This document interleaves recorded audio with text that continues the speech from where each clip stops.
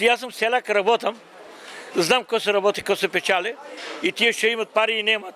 Ценам ги лугито, мръзливите, скапа е, а тие ще работят лугите, какво се печали, не е скапа. Грозието и лубеницата како алва на пазарот во Штип, граѓаните и денес пазаруваа свежи производи. И овој петок, како и останатите, цените идентични. За некому скапо, за други нормално, а за мал дел ефтино.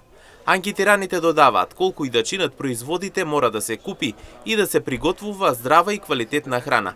А дека квалитет има на пазарот, сведочат граѓаните директно од Штипскиот пазар. Днеска што купиме, ја?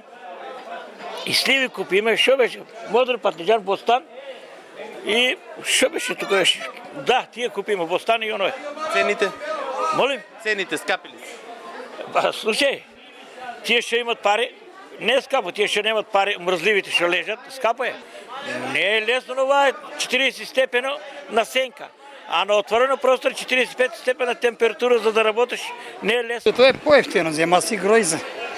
Да, заблажам бабата, може ке ме целива. Що да не? Патлиџано исто. И минатия петък беше 70, 80, 60. Сега гледам и по 50 има на край. Дено е на край. Луѓето сакат да си продадат. Но вие прикупците не ми си дава скапан динар. Пиперо? Пиперо 50, 60. Некъде 70 гледа. Пиар не купувам, имам. Патлиџан, лубеници са бајле земаа постаните, што диѓа. Квалитетни ли са реално лубеници?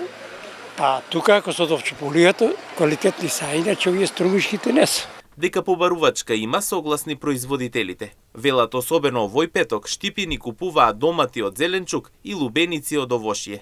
Патлиџано по 30 динара го даваме. На отворен простор е тај тука. Пиперо 30 динара го даваме, грозето 60 динара, дејната 30. Ваше ли е производ? Нашо. Од дека од Струмица? Струмица. Од Баница. Задоволни ли сте побарувачка? Заблагодарен съм от Штип, много от гергјането. Немам што да кажем.